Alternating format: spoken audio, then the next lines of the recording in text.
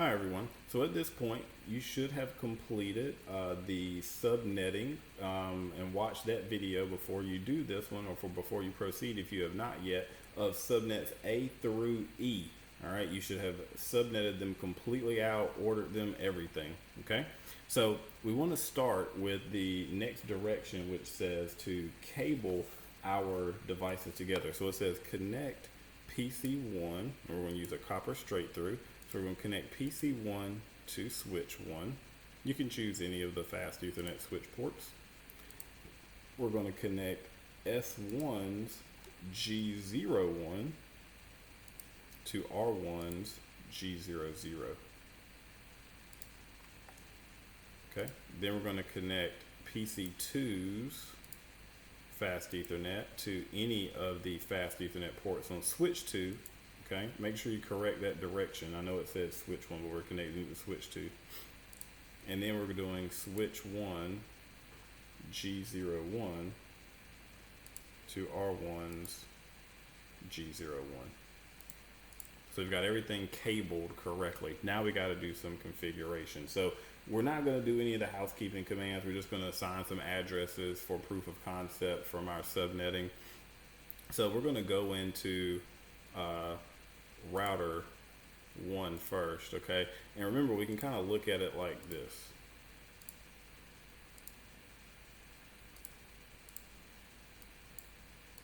Okay, everything over here is in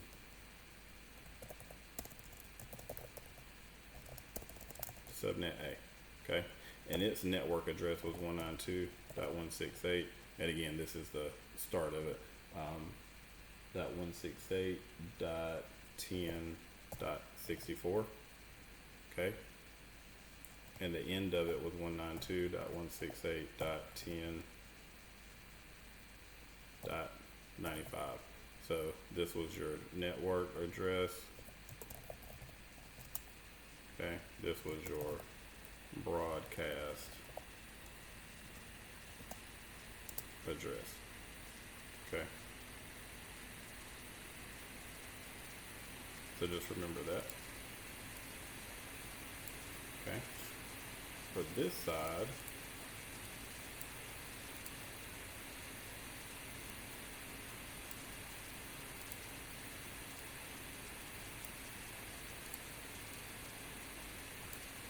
okay, we have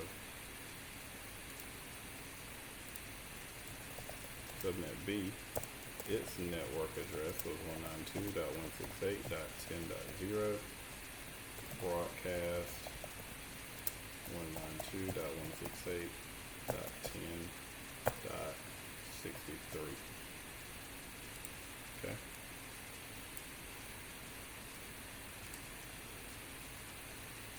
Now we can put our other stuff in here. Over here, the subnet A, our first usable address was 192.168.10.65. And remember, we did all the subnetting to do this. Its last usable was 192.168.10.94. So I'm not just coming up with this stuff off the top of my head. All right, remember, this is actual stuff here. And its subnet mask for all its addressing was 255.255.255.224. Okay.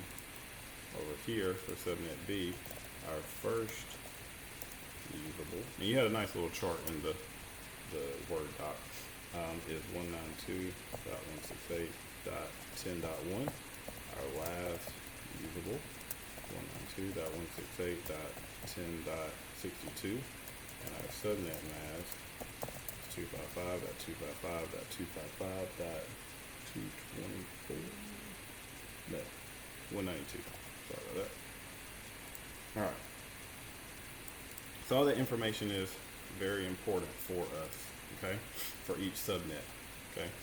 So when we go to assign R1, okay, and we're going to be working with the left side over there,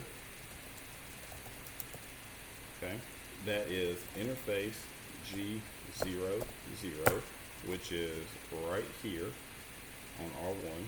Okay, so R1's G00 is to the left side in subnet A. All right. So the first thing I'm gonna actually do is do a description here to say connection to subnet A and PC1. Okay. Or S1, but eventually PC1. Okay. Alright, now I'm going to assign my address. IP add, the directions tell you to assign the gateway or the router the last usable host. So here I'm going to do 192.168.10.94 was my last usable one, right before the broadcast. And then my subnet mask is 255.255.255.224. And the last thing we have to do is no shut to turn it on. Okay.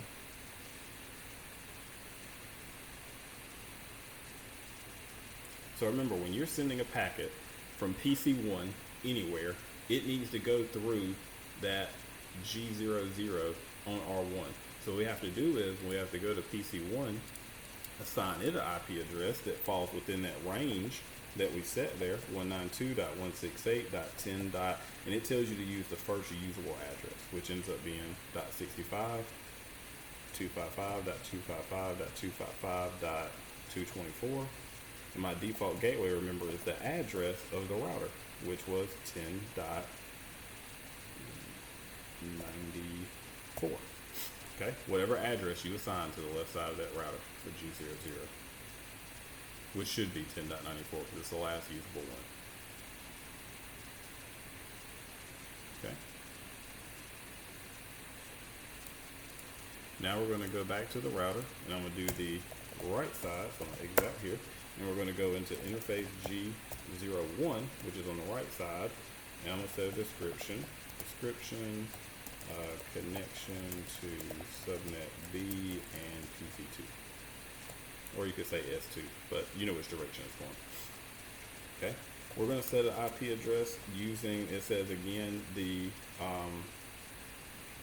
last usable host here as the gateway. So 192.168.10. The last usable is 62. 255.255.255.192 for this subnet mask, and then no shut to turn it on. Okay.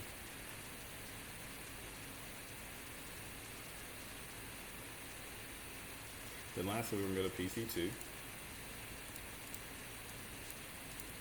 192.168.10.1, because we're going to use the first usable address. Again, you got to change your subnet mask. And it was 192, and then again our gateway here, default gateway, is the address we assigned to G01 on the right side of that router, which was .62.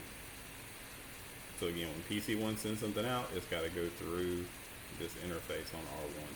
On R1. Okay, so let's see if we can get everything to ping across. So let's try from PC2 to PC1. So we're going to ping PC1, which is 192.168.10. We assign the first usable host to the PC, so we .65. It says pinging with some data. And let's see what results we get. Timed out, and then we get some replies. That's awesome. So that means it's working. If we hit the up key, hit enter, that means it's replying with us. So that means our packet is making it from PC2 up to switch 2 through R1 over the S1 over the other subnet. That's what a router does. It routes it from one subnet to the other to PC1, and then PC1 is sending it back over to PC2. Now, just because it can go one way does not always guarantee that it can go the opposite way. So we should check. So we're going to ping 192.168.10.1 is PC2's address. You can see if we get a reply each time, and we do. So that means everything is working. All right. Now, if it's not working, you would want to make sure first PC1 can even ping R1. So we could do ping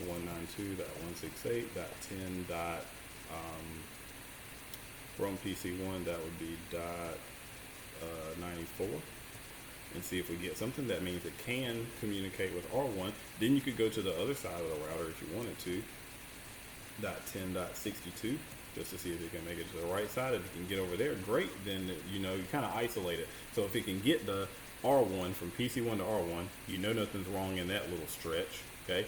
If it can get to the other side of R1, then it must be something in here if it can't get to PC2. But we are getting full connectivity from end to end.